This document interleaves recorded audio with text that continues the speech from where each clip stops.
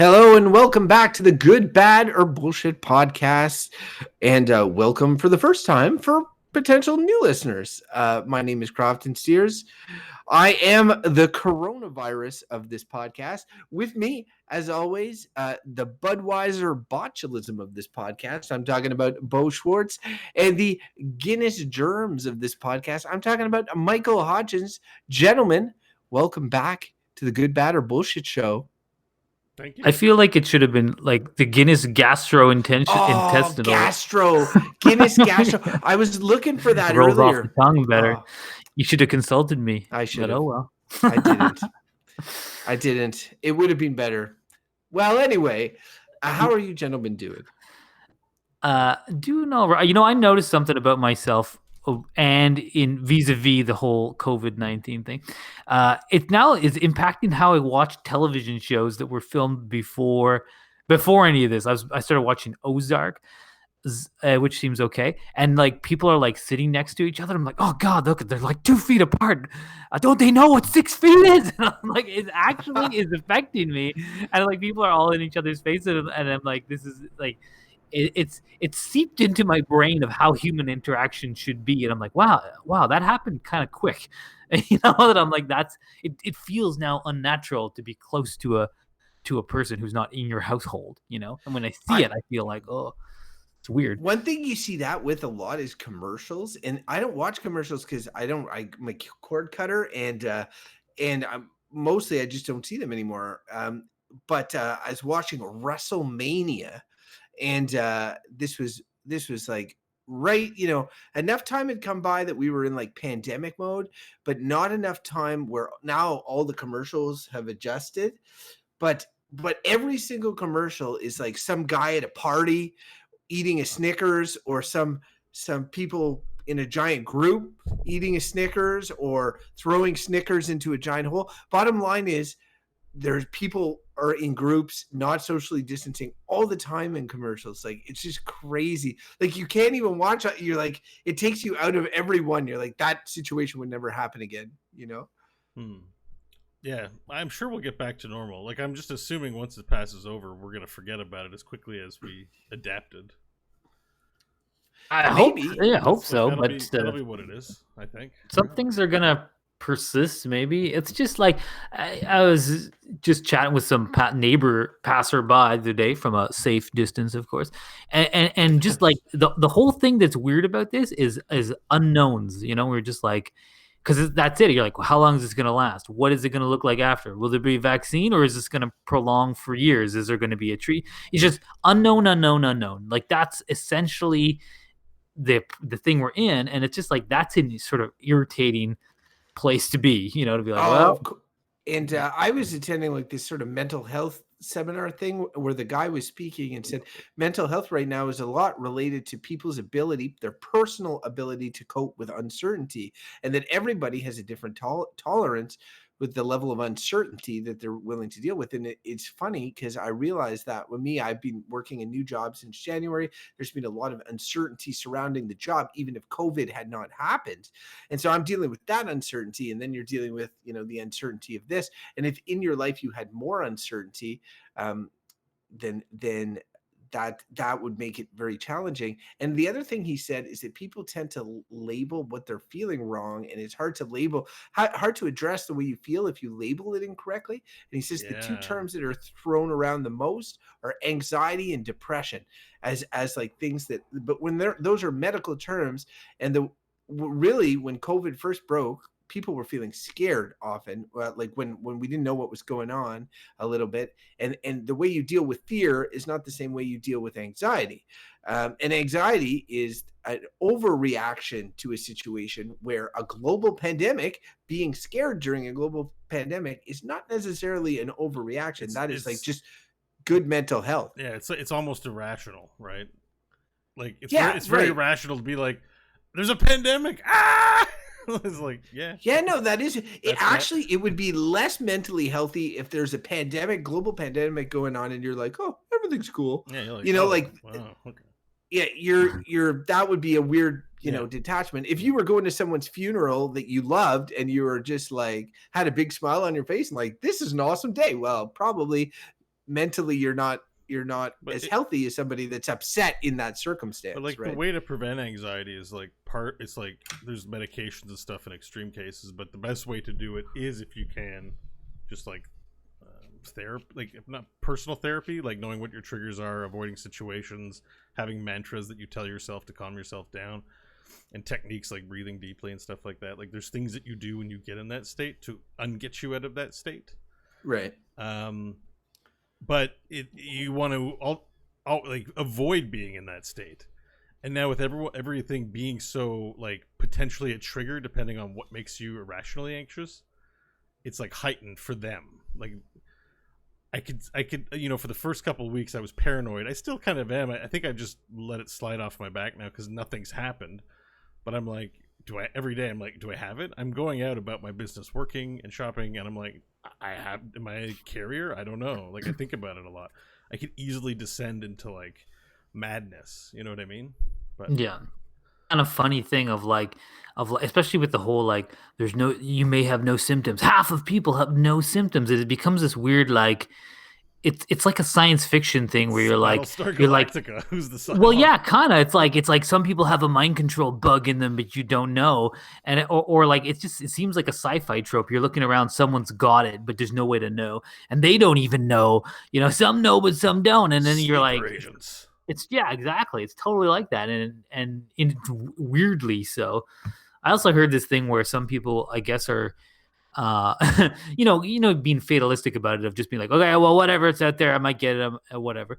Those people in Florida who are partying well, there's a lot of that stuff, but yeah, just being but some of this being fatalistic about it is that apparently some people are sort of assuming or incorrectly thinking this thing is way more contagious than it is. So they're like, well, I'm bound to get it, so I just won't do anything. And then this article was saying like no, it's contagious. It's not that contagious. Like if you do a couple of things, you probably won't get it.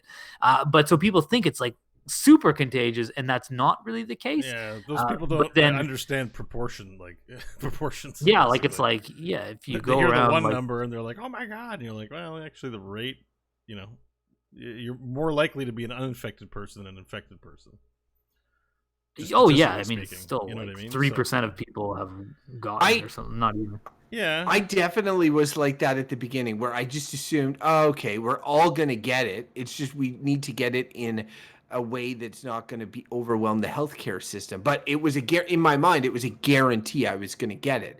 It was just like, like chicken pox when you're a kid. You're just like, I'm going to get it at one point. Right. But the reality is that it's not it is not a guarantee. And I don't know about you guys. Like I have kids, and so I'm used, especially in the winter, used to getting sick all the time with all the crap they bring back. And I will say that during this period, everybody is much less sick because we are, we're avoiding this one thing, but consequently we're avoiding everything, So it is is a side I've benefit. noticed that too. Yeah, I've also noticed that. I'm like, man, it's been a long time since I've had the sniffles. Yeah. Yeah, same. I haven't. Well, I feel like I've had like a runny nose. Yeah, it's allergy season, and I'm big on allergies, and my wife just got them for the first time this year. And it is funny because like if you're outside and about, like say you're walking somewhere and you sneeze or you sniff or whatever, like you're a pariah instantly, right? Yeah. Like you're like, oh my God. And I'm like, no, look, we're surrounded by pollinators here, folks. But it is pretty funny. I've been taking Claritin, and it's been doing a good job of like, for 24 hours, but it is something that I'm super cognizant about. Like as soon as I cough, and I'll do it like right into my arm and stuff, I just look around and I see like 7 sets of eyes looking at me, and he's infected. It is kill him. Have you had any weird interactions with anyone, as a result of this? Because it's very much like a Curb Your Enthusiasm type world where, like, the merest, impropriety in, like, curbside etiquette or sidewalk etiquette or, walking etiquette could result in, because it's these are unwritten rules. Like, there isn't a manual somewhere that everyone's read and that we're doing these things. We're all kind of doing these things as we understand them. So, has anyone had a weird interaction as a result of this? Well, not pretty. Well, what I was gonna say was that like there is one rule. It's like stay 2 meters apart from people. Like that's so there's that one, Right. and I would say like I haven't had any like odd or strange interaction other than the fact that I'm sure I feel that I'm acting differently in like a grocery store. When I go in a grocery store, I am like, I just I have this feeling like there's like a force field around other people that I'm like I am avoiding.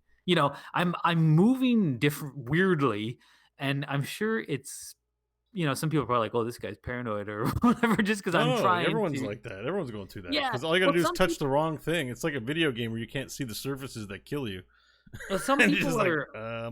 this But is some fun. people are I don't know if they're like oblivious or just haven't gotten the message. Like I talked to this guy, this air conditioning guy who was fixing a place across the street from my dad's house. I wanted to get a card for air conditioning repair, and I was like, okay, I got to do the handoff from this guy, to get this card. Other than and then so I kind of like reached my hand as far as I could because he wasn't gonna like put it on the ground or something. So I was like, I grab it, but then he walks like right in, like I'm talking like he's like a foot and a half from my face, and I was like, ah, and then it's like awkward because I'm like my initial reaction is to like jump back from her side. I didn't quite do that. I sort of like slowly moved away, but I'm like, oh, this is awkward now because this guy didn't read the 6 feet or is not doesn't care Or about his doesn't step. care.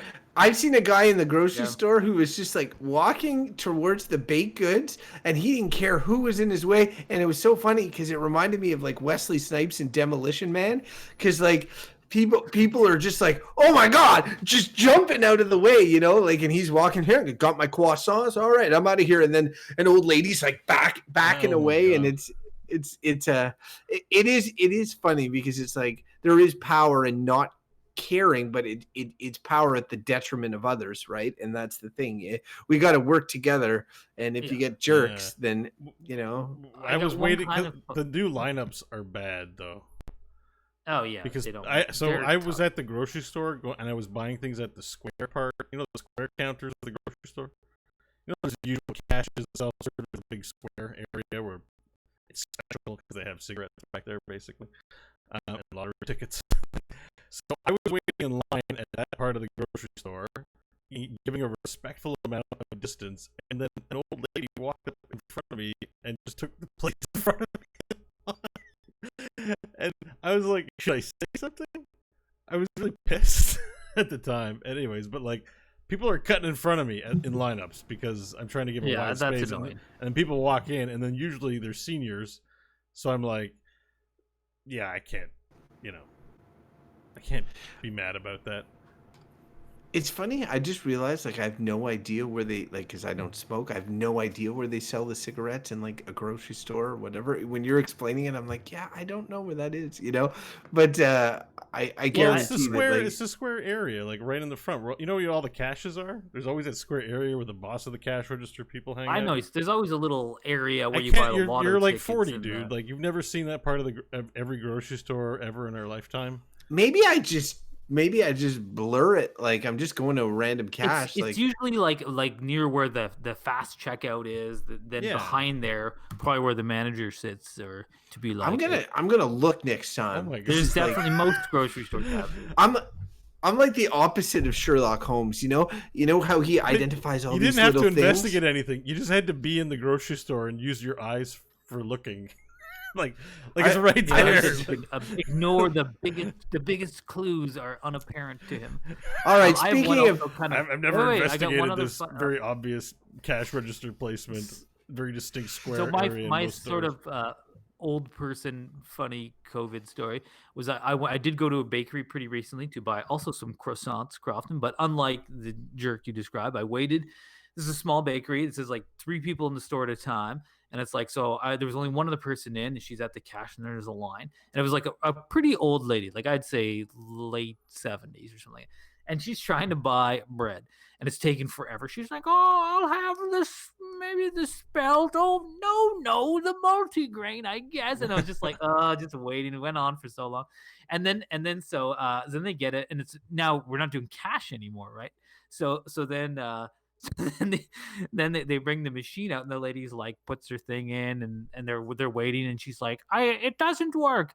And then they're like, okay, well, let me reset it for you. They reset it for her. She's like, it's not working. And this happens like 4 times, and they're just like, and they're like, oh, is that a credit card, not debit? And she's like, oh yeah. So like, well, okay, let's do this. And then she tries again. It's like, it's not working. And then I was just like, I'll pay for her. And then because she couldn't figure it out, and they wouldn't take cash. And the lady was like, what? Oh no, don't do that. I'm like, no, I'm happy to pay. And really wanted to be like, I'll give you $20 bill to leave the store now. Like, just, it's taking so long. And then and it's funny because it was a bit self-serving, but it was also like the cashiers, when they left, they were like, thank you, because there was like a bit lineup outside, right? And it was just taking forever for the lady who can't use the tap function on a machine because Oh it's my too god, it's too difficult. She probably died of embarrassment. You know what I mean? Like, No, well, more likely that it would be COVID-19. Oh I God, guess that's too soon. that's too soon. Although not when this episode is released, then it'll be in the past. That's a bow slam. Okay. Yeah. that's good. I realized my bow slams were on the false start that we had before, so I needed to get one in. All right, speaking of false starts, that was a long preamble to get to the topic of the week. And if you recall the way the show works now, random topic generator has been retired, and the three of us, each week, one of the three brings a topic to the table. The other two do not know what it is, and then we discuss it, and we decide if it's good, if it's bad, or if it's bullshit. This week, the topic bringer is Bo Schwartz, but he has a weird way of getting the topics delivered to him. yeah, it's gonna get the bird to deliver it. All right, Here all it right. comes. Here it comes. Oh. That sounded crunchy. Okay. Anyways, yeah, here I got the topic. Sorry, I got distracted. Also, because I was thinking of something that happened to me this morning. I was sweeping the stairs and I found a dead young bird, like a baby bird, just on the step. It made me sad, and I just thought of it. Well, it's So, anyways, podcast. Circle You're of listening life. to it. It's exciting. Let me see here. Made me contemplate my own mortality. Okay. Anyway, so podcast. Today's topic is gaming streaming services. Are they good, bad, or bullshit? Gaming, Like Twitch? streaming Nope. services. Like Nvidia GeForce Now. Streaming the gaming. Let me describe it a bit, because that's what we do. In order to encapsulate it, I have a specific idea. Yeah. So there's this new technology in the world. It's like Netflix, but for video games, and it's not that you download the video game and watch it or play it from your computer, but you stream it. You play it on a remote computer and stream it to your own computer. So, for example, Mike, one of the hosts of this fine podcast, has been playing through video games of the current generation on a laptop that would not run any of these games through a streaming service. And this is new technology, and it's actually very controversial technology, because a lot of the hardcore gaming elite like to have everything on their own machines. And the idea of streaming introduces a lot of problems that degrades the experience, the pure experience that they love so much. So within the industry, at the very least, it's very controversial. But I think a lot of people play games, and a lot of people aren't decided on it. I know when I first heard about it, I was skeptical and hated it. And then having tried it and having had a friend use it, which I'm interested in hearing your thoughts, Mike, and Crofton too. This is sounding like an infomercial. Sure. I'm definitely on board. I think it's great, but you've used it, so I'd love to hear what you say. But that's essentially what it is. Like, this technology is just in its infancy. In 10 years from now, you could be leveraging the processing power of just a supercomputer by plugging in remotely, and that client to server communication is like instantaneous because it's all on the same local network. So like, video games can just expand in a way that we can't right now. So anyways, that's the topic. It's the streaming of video games. Do you think it's good, or do you think it's bad? The only thing that I'm like, so yes, I'm a good example because, well, I'm a good example at one end of the spectrum. It's sort of a good counter because, like, when you bring this up, I'm like, okay, well, what's to discuss? This is good. Okay, end of story. Because and why it's controversial is interesting to me. Like, why would anyone not want to do this thing? So yes, the example, I have a garbage computer, and I've not wanted to invest in, and it's interesting because you guys and I used to play video games together online years and years ago when I had a decent gaming computer. And I haven't had a gaming computer. And we were talking about like, oh, what should I do if we want it during this whole pandemic thing? Like, let's play together online. What's the best way? And it's like, okay, I got to buy like an Xbox or a PlayStation. It's like $500 or like all these things. You got to get a console. And I was like, oh, but I don't really want a console or a new, a desktop gaming system. I don't want to take up the space in my house, blah, blah, blah, all this stuff. And then out of the sky drops one of these things where I have to do nothing, and in a super short amount of time for a very low cost, I can just play games. So I'm like, oh yeah, this is an absolute no-brainer. It solved my problem in like 5 seconds, and it's great. Like, it works, and I feel like it's like anything. If you're someone who is like um, you know, like just like some people, like for example, if you're a car person, like a person who really, you want like a certain type of car and you baby that car and shine it up and you love your car, that's that's fine. And other people, it's like, look, it's the thing that gets me from A to B. I need to do the thing, so I just have some car and it's dirty. I've never washed it and it's full of garbage on the inside, whatever. So that's like me with gaming, right? Like, I'd like to game, but I don't need a shiny sports card, But I think if you're a hardcore gamer and you want the like best performance, the crispest graphics, you want no lag or latency, blah blah blah. You want to house all that stuff in your own system. I understand that, but like it's it's just like it's just you're the car guy of games. Yeah, but it's almost like they're gonna be if like the streaming service is as crisp and as sharp, then those people will be they'll be the dinosaur relics, just like some in other areas of interest, right? Like, so I'll just jump in here real quick, and I know that we're focusing on games, and like, I mean, I'm sure that there's ways of streaming different applications, other than other than games. I get the concept of saying like it's the Netflix, in the sense that it's the streaming model, like um, is like Netflix, but Netflix where you pay a membership and you get all this content. These models generally are a bit different no, depending the on payment what the model's not the same. No, for sure. yeah, like you might buy a game and then you're able, because you own the license to play that game, to you're able to Oh wait, stream no, it. it costs money to actually. GeForce Now is $6 or $7 a month after the initial trial period. Okay, so you have that, and that's on GeForce, and then Google Stadia works completely differently, and like I think it's its own Stadia ecosystem. All of that I find very interesting, and as somebody who's big into sort of virtual reality, which is also sort of fledgling technology, I find it's always interesting to see this stuff grow. That said, I think some of the counterpoint to this comes from uh, the deep rooted sense that people want to have of ownership, right? Like of owning something.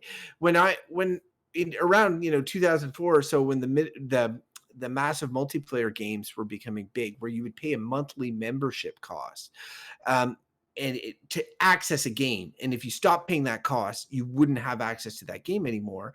People were very frustrated because a lot of people were frustrated because they were used to having this thing that they could have at home, this thing that they could access at all times, this thing that didn't necessarily require an internet connection at all times to to have. So now we've sort of like gone even further. That seems like old times, and we're at a point now where it's like, if you wanted to play a single player game using this service, you would be playing it off a computer somewhere else. You would have to be obviously connected to the internet to do it, which is less of an issue now for most people than it was then. Although there's plenty of people that have rural internet and that aren't able as much to access this stuff, and it isn't quite there yet. But the other thing is that like everything you do in terms of a game player is now shared information. Your data is now available, um, uh, because it's happening on a computer. All the gameplay decisions you make, and I know that doesn't seem much, but there's people that are chatting in game, using in-game chats, having conversations. In terms of big data, you're now creating a bigger data footprint, whereas you're no longer off the grid. Like if I have my PlayStation and I don't have an internet account connected to it and I'm just playing a game in it, well, like any decision I make or anything made in there, it may get tracked on the device, but it's not being shared with everyone. And the last sort of counterpoint I think I would highlight is there, and I don't know the answer to this, so I'll just say that right off, is what is the power usage and the greenhouse gas implication to this type of movement? And it could be for the better, but I think right now it is for the ill, where there's these giant computer farms and server farms and all this that are using a tremendous amount of resources that are more so than what you would say at home and stuff. So these are some counterpoints that people would bring up in terms of talking about this sort of stuff. Yeah, I mean, and I know very little about that side of things technically, like what the ecological footprint is basically and the resource expenditure to maintain such services. I'm the only one who hasn't used it, hasn't used a similar service of the three of us, and so I'm in many ways the least well informed to be able to talk about it. But I will say that it does scratch me a little bit the wrong way, where I'm just like, oh man, this feels weird. Like it feels like, maybe it's good for certain folks, but it's leading down a slippery slope, because like game preservation is already a huge issue. As games move more and more online, it's getting more and more difficult to preserve. A lot of these things are getting lost, and I just wonder, like, this is either going to help with game preservation, which is possible, or it's going to make it, even worse, where people don't have copies at home. They're trusting these giant corporations with this sort of intellectual property, and then they may get lost. It impacts that interest group, but I mean, that's why there's pinball machine collectors. Like, there's no pinballs saved around. It's very hard to find pinball machines. I mean, I think that again, I come back to my analogy of like the car guy, but or maybe a better way to frame it is more around other types of consumable content, like similarly, like, so for example, like some people love vinyl, and they have music, these massive vinyl collections of music now, and it's like, okay, you like a certain kind of thing, or someone who has a CD collection, or like someone who is crazy and likes cassette tapes and has a big collection of them. That all seems insane to me. Like, I am the type of person, like, I would like to just hear the song, and I don't really care about like high fidelity sound. Some people do, that's fine, and you want to have the player. I also don't want to store that shit in my house. Like, my preference is to have my living space be as minimalist as possible. And like when streaming services came along, like Netflix and that kind of stuff, to be like, I don't have to have DVDs and shit in my house anymore. Like, good riddance, get that crap out of here. It collects dust, and if I want to watch a thing, I go on the internet and it's there. And I'm like, and so I just think that for like, there'll always be those types of gamers who are like, I want, I got the old classic system, you're keeping all the games, it's part of a collection thing. That's great. I think that's awesome if you're an enthusiast and that's what you want. Same for the vinyl music collectors, or people who have old laser disc for movies and stuff like that. There all kinds of stuff, and I'm like, I don't care. I'm interested in accessing the content at a very fairly superficial level, whether it be movies, music, or video games. And this is a super convenient way to do that. And I think that there are a lot of people who are like me and are just like, I'm interested in the content and that's it. And other people who are, that's their thing. They love it, and they want the paraphernalia around it. They want it in high fidelity. They want it in its original format. And I was like, there's room for that too. So I think both can fit together. Yeah, I agree. I agree with that.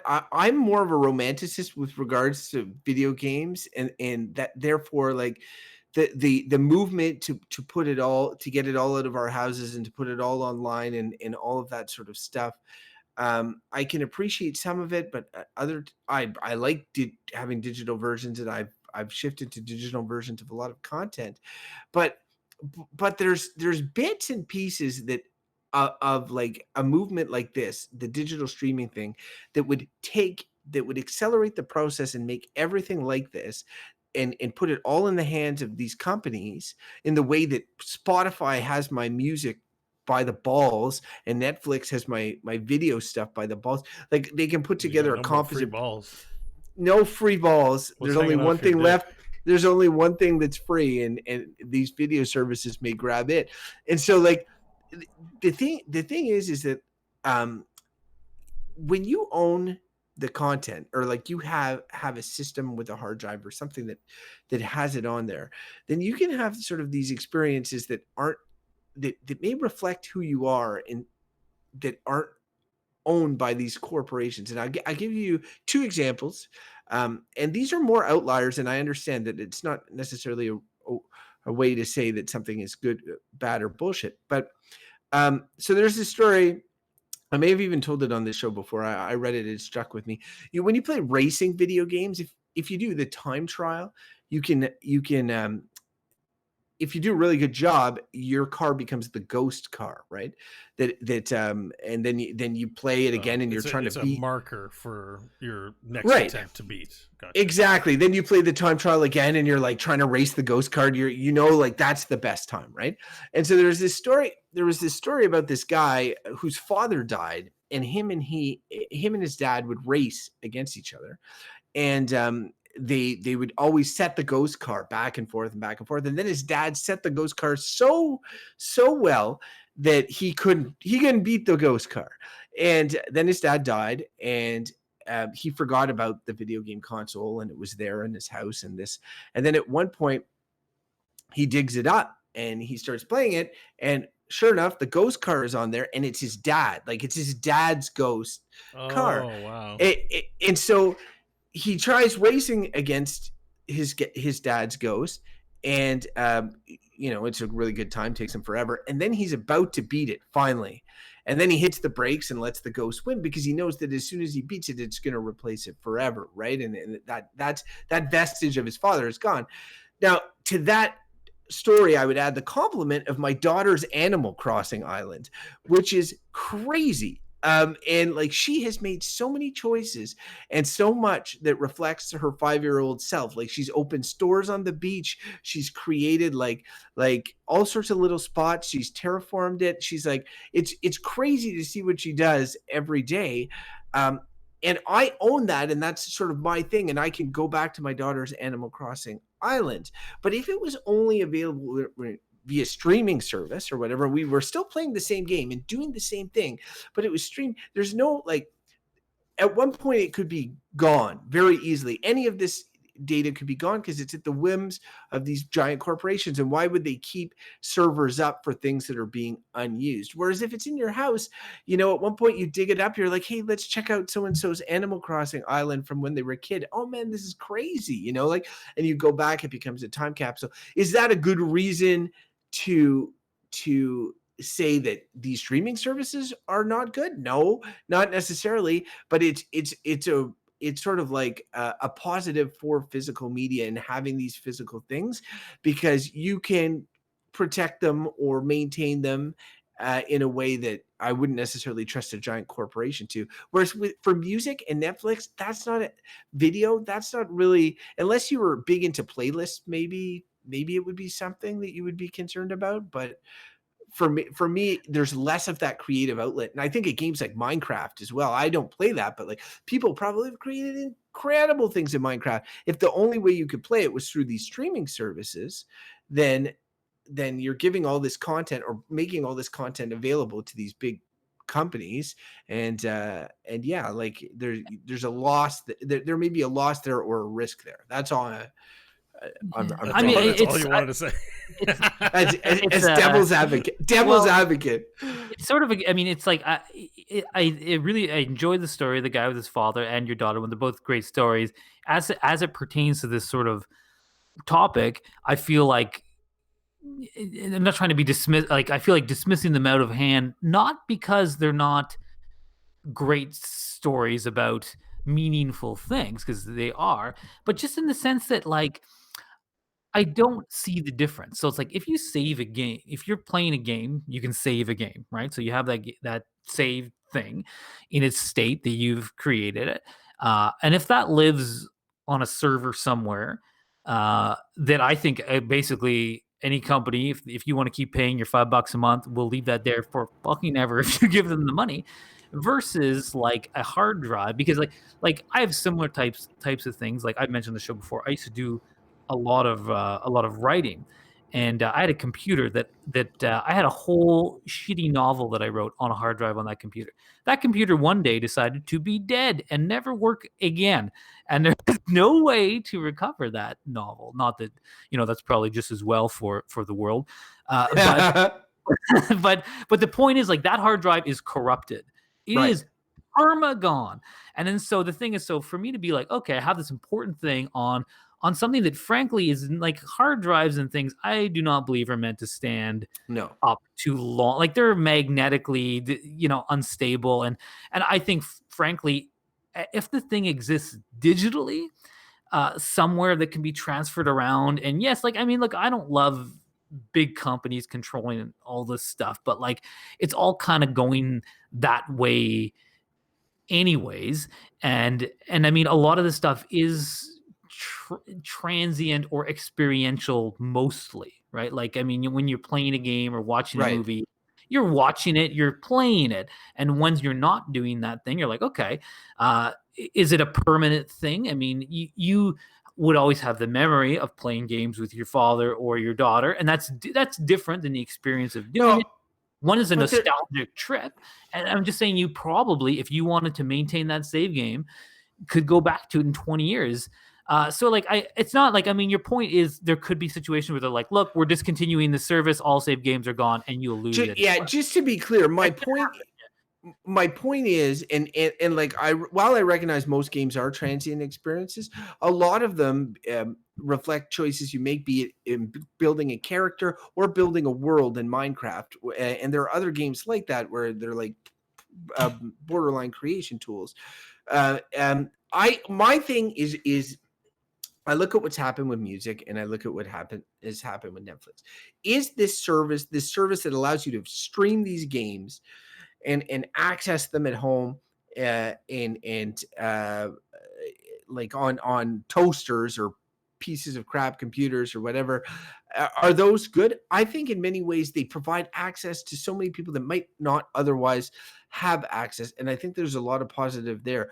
I'm just saying, like, as that ramps up and takes over, for me, looking at the slippery slope effect, I just see it as there may be a few people, like you say, the car people for computers that have their home setup, but then it wipes it out with everyone else. It changes the whole way things work, and it puts everything in the hands of these big companies, like we had with music and we have with Netflix. And it does that through making things convenient, through all the positive things that we can say about it. Like, there's tons of positive things you can say about it, but in the end, it's like, let's put all the eggs into this company, into this company's basket.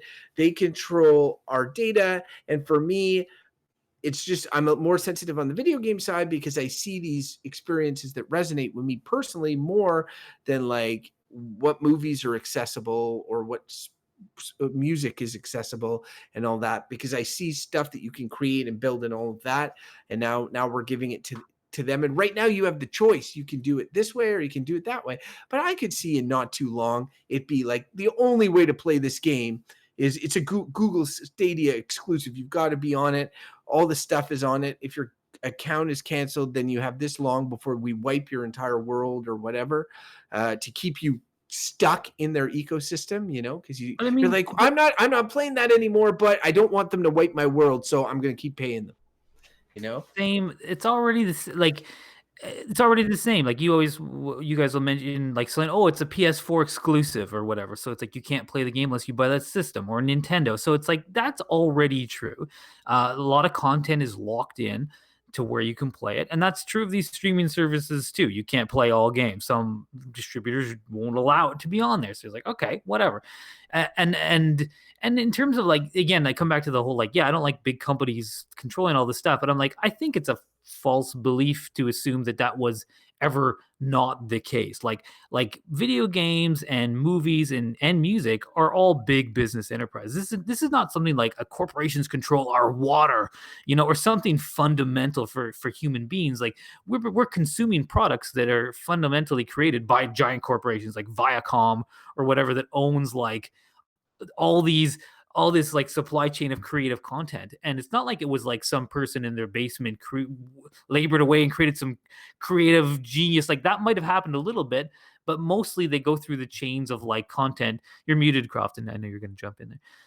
But I was yeah, just going to say that's in the video game world. That is more the garage developer is more of a presence than they are practically anywhere else. Maybe the garage band or something like that. But like they're, you know, Stardew Valley, one of the biggest games in terms of a player base in the world, just a farming simulator made by one guy at home, right? And it's just for me that's there's still a lot of that happens. Yes, there's the triple A's owned by the major companies and all of this. And you're absolutely right that they have their exclusives.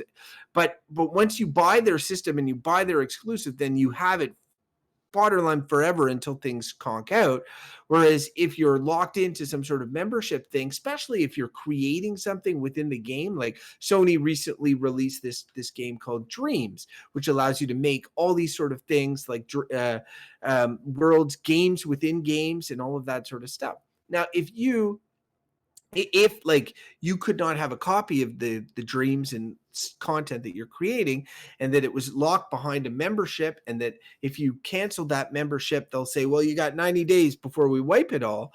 For me, that is just, it's just not, it's not a positive thing. I'm not naive. I get the corporations are involved in everything. I'm just saying that I see the easiness of this system and the fact that it works and that you guys are espousing it. Like, to me, the future is this stuff. Like, it's going to go in this direction. And then is that a net positive overall or not? And I think there's a lot of positive to it, but I am concerned about a few of these things. And that's what I'm bringing. I can definitely envision the things that you said happening, you know, and everything you brought up as a concern is legit. With the exception of the server load thing, I think is a concern, like the resources, but I think it extends beyond gaming, like to you. What is it, like 40,000 hours of new video or created every minute or something like that?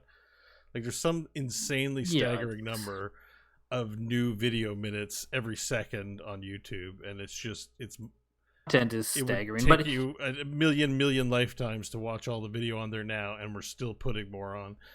So, you know, but I still, the ecological argument thing, I'm like, again, we don't know those things, but like, I still think like all the stuff going digital, yes, it lives on big farms and they consume a lot of, but I'm like, is that worse than plastic? Like, you know, think of all the CDs. No, but it doesn't have to be. No, but it doesn't have to be, because now we're digitally downloading things. But I just mean like since things have become more digital or accessible online, I feel like that's a net positive for the environment in terms of like there used to be like a factory that produced plastic cases to hold your fucking CDs. And if all those never exist again, that's good.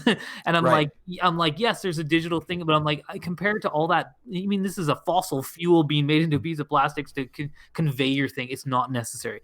And we can get renewable energy sources. Like we need to solve it. Like it's a bigger issue. The energy solving problem is one that's beyond one component of no, of course. I triage those things apart because I've been on digital purchases for years, like through Steam and even like on the Switch. Like I buy most of my games digitally.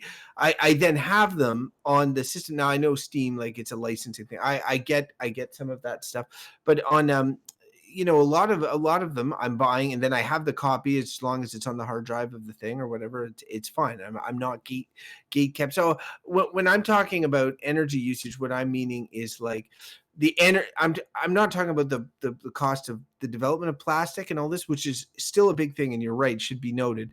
But I'm talking more about like if occasional power gamers have souped up rigs. But most people are running sort of standard stuff or regular like PlayStations. Is that more energy or less energy efficient than having these mega hubs that are draining big time? And I don't know the answer. But I know that it's been brought up before that some of these things are pretty energy intensive. Just because I've been the negative guy, I just want to say real quick here that I do think that like having played a game with you guys, and I was the one not on it, and you guys were, and it was working perfectly, and that it's lowered the bear. I know Mike's got a 10-year-old toaster Mac computer, and that we're able to do this. Like, it's a borderline miracle to me, you know. Like, when we're doing it, I'm like, this is insane. Like, how can this happen? He's playing like this game at full settings or whatever on some like the convenience factor alone, and the fact that, I could maybe, you could play these crazy things on your phone. You could do like it feels like the future is in your hand. So I'm bringing out all these counterpoints because these are the things I worry about when progress happens, but it doesn't necessarily mean that I don't recognize that it's pretty damn you're cool. you're like stretching it out. It's like you put on a new pair of pants and you're seeing, where it fits by looking at all this reasoning that you've done. But yeah, it is. I honestly, it was like a Hail Mary when we were setting it up. I'm like, for sure this is going to fail. And I was pleasantly surprised to find that it didn't. And it's somewhat turned me into a convert, because there's a lot of skepticism. There's a meme video of someone's playing a streaming service on Google Stadia where they press the space bar, and then like 3 seconds later, the character jumped, and it kept doing that. Right. And it's like, when it was first coming out in early 2019, that talk of this was making the rounds, there was a lot of lampooning, and I was incredulous as well. And now that we're on the other side of actually doing some experiments, but like, not a lot of people are doing this, Mike. Like, you are someone that's on the cutting edge, like cutting edge of gamers. That's not true. No, you are, like, because most of the people that are, flag waving about being elite are people that have like super machines and have spent, $3,000 to $6,000, maybe more, on equipment to, and they're invested in that world, and they're the ones yelling loudly like, no, this way of life is the way of life for us, because it's that sunk cost theory or whatever, you know what I mean? Like, they're invested in it, but it just took, you are the cutting edge, you are the future of gaming, you're literally on the razor's edge doing what you're doing. And I know you don't think of yourself that way, but I don't think that many people are using streaming services non-ironically or in a testing way. Like, we're seriously using the service, and that's really impressive to me. I mean, I think it's also gonna resonate with people like I'm me on the who razor's edge. Well, that's a different edge. Croft is showing off his VR headset. I'm on the razor's edge, Bo. It's a different razor's edge. They'll be streaming game, like, he's more edge than you, because they'll be streaming VR store headset. Like, this gaming technology, at some point, you can strap that thing on your head, and it's not just gaming. You can go to your doctor's office on your VR machine, and he'll be on the VR, and he'll ask you what's wrong, and then he'll tell you if you need to come in or not, but he'll diagnose you through some weird doctor and patient app that you can have that is streamed. You don't even have to download it to your VR headset. You just put it on and say, doctor, and the doctor appears, and it's like, he'll be here in 5 minutes. Your appointment's at 2. So you hang out in the VR room and read a virtual magazine. and then when you're done, you'd have your doctor's appointment. Like, this is bigger than just gaming. If we can stream modifiable video in such a way, there are so many applications that are going to come out of this. I mean, and it's kind of funny, your story about like the hardcore types with the big sunk costs, like poo-pooing this, because if there's any lesson to be learned about technology, it's like, it's something being like someone putting a video, be like, oh, look at the lag on this is horrible, it will never work. And I'm like, that is like a clip of you looking like a fool in like 10 minutes, because technology moves faster and faster and faster. It's kind of like someone who originally saw a video game in the 1980s and was like, oh, look at that, two lines going back and forth hitting the ball, this will never be anything. What about the people trying to make airplanes before one worked? Right, but the point is, all this stuff is accelerating. Like, it is an upward, technology is a hockey stick curve that is going faster and faster. And so, like, anyone who thinks some new emerging technology is like not perfect now and poo-pooing it in favor of something that they are just familiar with and are essentially like the old guard of a certain way of doing things, they're just making themselves, you're guaranteed to look kind of dumb. Well, VR had a pretty long nuclear winter. There was a point where we thought it was never going to come back. But look where it is. And again, so the thing is, it's just like things have a timeline, and they're less hard or harder to develop. Things like streaming and bandwidths and stuff is that like 5G is coming online. Like things are just Of course. going. So it's kind of like, I mean, it's like you pick your thing to be, and I'm known kind of colloquially among us as a big Luddite. But I'm kind of like, because I'm mostly, it's that I'm mostly not invested in any kind of It technology. I'm just like, I doesn't don't touch your really life care. in any way. Like if No, you're like, like, oh, I so, hear about it, but it doesn't touch your activities, but then what's the also point? like, yeah, I'm not a Luddite in that I don't care much one way or another. Like I use technology, I'm like blah blah blah. I don't, I'm not like I'm not an in the know person, but like when something comes along and it's like, oh, this is good and works better, sure, I'll use it like anybody else. I mean, it's the same. It's like, you can just envision the old computer being like, nothing will ever be DOS. You just need to know how to hit commands. And it's like Windows comes along, it's like, no, DOS I is was stupid. Like, super resistant to Yeah. Windows. but yeah, there's all kinds I of was people. a Like, DOS I was too. purist. I was I've been down this also. road. That's why Yeah. I'm learning. it's like, I it's gonna change. I you know, agree so- with Mike. What he's saying is 100% correct. That like when you talk about technology, like and some of the concerns I've voiced on this show, this episode may age incredibly poorly for me because we may look back at it and be like, oh yeah, none of this is really anything to worry about. What I will say though is we have talked on this show about things like smartphones and other big advances that didn't exist, and people's like thinking of the 80s as like a nostalgia rose tinted glasses before the internet, before a lot of this stuff. And I do think that when technology jumps forward, and it will always do that, that it doesn't always mean 100% of everything is better. And for me in this case, like I'm just looking at, as somebody that has been very attached to video games for many years of his life and is attached to many parts of it, I think that like it's great. All of this will be better, more convenient, get more people into it. I think I just, I have these reservations based on losing some of the way things were, in the same way that when Bo was mentioning DOS to Windows, and hopefully it'll just be something I look back on nostalgically, and I'm like, I went on DOS the other day and was like, oh yeah, I remember all this, but it's clearly not nearly as good as what we have now. Well, I'm moved on from a lot. Like I get the digital version of almost everything. Well, yeah, no, I do. There is the collector's mentality I still have in the box art. Yeah. But like, but and as time has gone and we've moved away from this, like, and I, like I used to love it when I would open a game and inside there was a nice map and like and a color manual and all of this.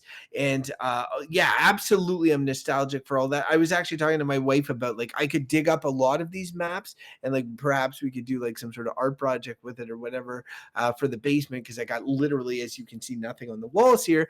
And but yeah, no, I definitely like that stuff, but that stuff's been gone for years now, with some exception, like a CD Project Red or whatever. Mostly you get a plastic thing. If you buy the physical version, you open it, it's nothing except a disc in it, and that's it. And that disc is going to be a pain in the ass to take in and out because you're sitting on your couch and you could have just downloaded the digital version. So I'm very much moved on to digital and rarely buy the physical version. And I recognize that this streaming will be the next step, and I will likely get on board. Like for me, I have a good computer right now. As soon as this computer pooches out, and knowing my luck with computers, that'll probably be tomorrow. Um, then I will be looking to get something that, and just using the streaming service, because I value that convenience. But part of me is sad too, and that's that's just par for the course, I guess. I guess I was thinking earlier when you were talking about some of these, things that are sort of nostalgic or thinking back, and I know this probably won't resonate with you, but I've becoming increasingly kind of like this. It's like almost like that. It's like that, like the Buddhist philosophy of impermanence, and it's like I'm really realizing that stuff just, it doesn't. First of all, it's not really what matters. If something gives you an experience, that's what's the essence of the thing, whether it be a game or a book or whatever. You read it, pass it on, play it. Okay, it doesn't. The holding on to it, it's like it's also guaranteed to not last. Like that's a truth about the world. And so I think that all those things, but like, oh, this thing is now permanent, or I don't want to let it go, and it's like, let it go. It's actually better. Be like it was an experience, and just let it flow away. Nothing lasts anyways. So I just think of it as like, you know what, these are better. Something like streaming gaming is a better medium to just provide the experience, and that's it. And then enjoy playing games with your friends online. It's a fun experience. You're enjoying it in the moment. It's there when you want it. It's not taking up energy from you of like storing the things or like organizing your collection of stuff or whatever. It's just pure experience, and then it's just gone. And then for me, that is an appealing thing. Some people it might not be, but I mean, I'm pretty close to. Well, I think it's clear what my verdict's Yeah, I think going we to can be roll. on I was it. just about to say before you started it, we're pretty much. Yeah, at that was the verdicts, last so bit I if wanted to. anyone has any other last bits impermanence. they want to say before we go to verdicts, Crofton? No, I'm good. All I right. talked a lot. Yeah, we're gonna move into verdicts, partially because it is hot and we need to move on. So here we go. Verdict time.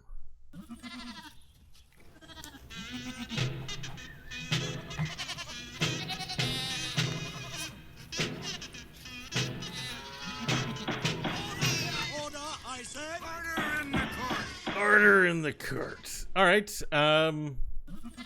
Oh, freaking loop. All right. So let's see here. I think I'll go first. Yeah. Yeah. All right. That's sure. It's Yeah, gonna be whatever. easy. Streaming services Yeah, are go for it. good. Super good. All right. They're great. Sorry, I'm having a sound problem. So I think they're good because my friend Mike can play video games, and it's opened my eyes to the future of possibilities with this technology. And I know that a lot of people are working on making it even better. Phil Spencer's even racing with Project xCloud to make it a thing. Stadia's there. There's this thing called Shadow Tech that's only in Europe right now, but apparently is pretty decent. So I'm all on board. Good. It's I'll go next. So I think it's kind of clear what I'm going to say too, and I'm actually curious where Crofton's going to land, being that he did the good job of playing devil's advocate on this, which was needed. It's funny to hear both say such an adamant good, because I feel like it wasn't that long ago where No, it wouldn't have been. Yeah, because you probably remember at Yeah, one it point wouldn't I have been. asked you guys about Stadia because again I'm like have this crappy old computer and don't want to Yeah. buy stuff, and Bo was like that's gonna be trash, and then but you know what? Kudos to anyone who can just be, you know what, this is actually good. So credit to you, Bo. But yeah, so I'm obviously like I'm the perfect demographic for this. I used to play games. I don't want to have a big PC taking up a room in my house. I don't want to. It's been a totally great solution that allows me to play games without the upfront investment cost. And I have I used to have a long history with having consoles, and I grew up playing video games, love all that stuff. But I'm like, whatever, this was the experience of that time. It's gone. I can look back on it with fondness. That's it. If the new thing is like me sitting down streaming this on my whatever garbage computer I have, I think that is great. And I think that it, not to be like, the bandy about it's like an overused term, the democratization of video games, to be like, you have to be able to afford a $6,000 like crazy gaming machine to play the cutting edge thing. That's kind of sucks, like if you can buy like a shitty laptop secondhand and stream a good game so that you can play with your friends who do have those things, like that's awesome. So I mean, I see this as generally a whole positive. I do share some of the reservations Crofton said about like, all these companies owning this and the data implications of this, but we're already in that brave new world, unfortunately. So I think this is, it's one tiny component of a larger problem around data collection and everything being online and conglomeration of corporate power. So I don't know that this is the straw that's going to break that camel's back. So I think that for what it does, I think it's great, and I'm enjoying it. So good. Good. Yeah. Sorry. Blah blah blah blah blah. Good. Yeah. Good.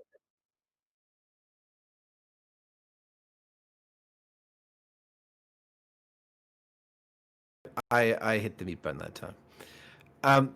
So I agree with what Mike was saying about Bo, and I think it's interesting, which is that if he was in my shoes, which is somebody who has never used it, because again, I mentioned to the listeners, I am the only one of the three of us that has not used one of these services, and he's a convert based on having used it, but I'm not sure if Bike and I had been the ones who had used it and Bo hadn't, if he would have been converted to the same extent. Like we would have had to work on him, I think, and I'm not sure that he would have. So they had to work on me this episode, to get me convinced that this is a thing.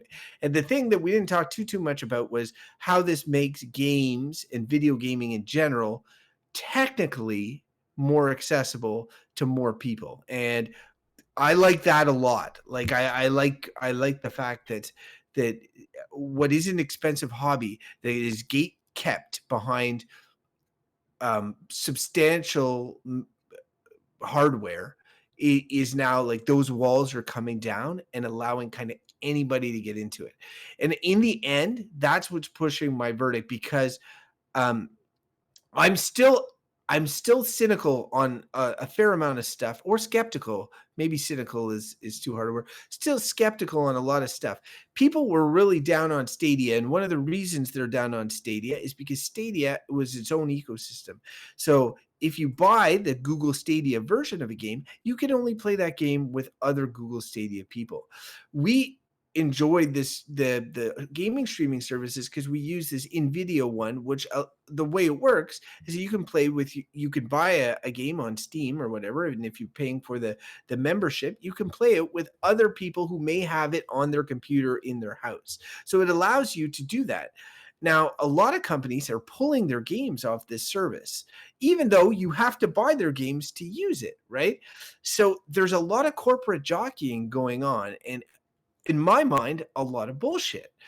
But even with all my reservations that I mentioned on the show, even with all of that going on in the background, my recent experiences and being able to play with my friends with low barrier of entry, and thinking of the fact that so many people in maybe poorer areas will be able to play games that weren't able to play them before, I have to think that this is a net positive for everyone. So I'm going to say that my verdict on these game streaming platforms is good.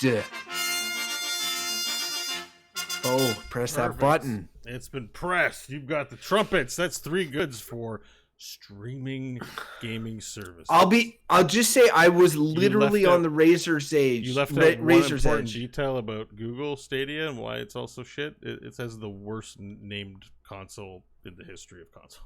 Really? I hate Stadia? that fucking name. Oh my, Stadia? Oh, I don't even remember the NVIDIA one. It's called NVIDIA GeForce Now is a better name than Stadia, because I don't NVIDIA, know. I know what NVIDIA is. Like, do you think GeForce that is the Xbox is a good name? Like, I mean, Yes, it's just, Xbox, and I don't it's mean stupid too. They're all Mike, stupid. I The don't- station on which you play, Don't yell over PlayStation. me. I don't mean it in a good. I don't mean it's a good name and that I'm in love with it. I just mean it's a marketable name. Xbox. It sounds like Mountain Dew and Doritos. Like, it sounds dated. It It's- sounds like the 90s. X, like it's X Factor. Like, it just sounds so well, dated. yeah, sure. It's still miles better than Whatever. Stadia. Like, I'm I not like saying it. it's the best Fine. name. I'm saying there's a tier, and there's a tier where things are really good, and then there's a place where they bury corpses. The place under that's how I good don't know. that name is. No, it's not so bad. You I guys think have it's, no I think taste. it's I'll- pretty good. You know what the best name is ever in video games? The Sega Dreamcast. Yes, To that's me, a good name. That's the best one. It casts your dreams. Yes, It's crazy. I like that one. But all right. So I have to do the business. So Yeah, if you do have the business. opinions on game streaming services, you should let us know. And if you've tried them, had a positive experience, negative experience, maybe you're living in a rural community and they don't even work for you, and you want to let us know anything you have to say about that, send an email, goodbadbull@gmail.com. You can tweet at us. We have a Twitter account @goodbadbull. And all our previous episodes, minus the last, I don't know, 7 or whatever, are on our website at goodbadbull.com. You can go on there and check them out. Like and subscribe on all your podcatchers. And if you want to do something, if you like the show, tell your friends. And we always appreciate that. Word of mouth is the best thing, especially like you're at home. People want to listen to podcasts, and there's not that many out there. That's one thing I know about podcasts. Nobody does them. And finally, we're all individuals of individual natures, and you can follow us individually. I'm at Crofton Steers on the Twitter. Bo, where can people reach you? BeauSchwartz.com. That's BeauSchwartz.com. You can find everything I'm up to in one place there. Very, very classy. Michael. Wow. Right. Not on the internet, but maybe they could find me playing some online streaming games now. But I have no way to be reached. So sorry. But you have to not that anyone wants to reach me. So you'll have to figure out which of the two identical usernames he has on Steam is his actual current account. You gotta keep people guessing, Bo. You couldn't change the name, so I at least knew which one was like in 2020 and which one was from 2013. Because one time I had a Steam account, and then I was too lazy or dumb to find the password or reset it, so I made a new one. Because that's what Luddite like myself would do. Since then, it should have been associated with your. Yeah, email. at one point, years ago, I was using like a Hotmail one, and then it still exists, but it's kind of like defunct. And sometimes I'll be like, "Oh right, did I put that on the Hotmail thing?" Well, I sent you gifts to that old account, and they sat there for years. Oh yeah. So I think I revoked them and gave them away as prizes, but they sat there for years. Good for you. So years, like 7 years, or like not 7, but maybe 6 or 5. Like they sat there for. Yeah, it's been a long time since I played. Gentlemen, there is one. Yeah. Well, like Mike, go ahead. Like I'm trying to lead into the end of the show. Oh yeah, go ahead, finish it up. What I don't know. Yeah. What I was just gonna say. Normally, this is the part where we try to like do something humorous and then talk about it, and then I yell, end the show, Bo, or something like that. But the amount of effort that it's going to take to do that is going to impede our ability to play this video game online, which we're all planning on doing afterwards. So we're going to use these gaming streaming services like right after. And so I'm just going to say end the show, Bo. Yeah, let's end the show. Let's go play Rock and Stone. End the show. Rock and we'll Stone. play video games.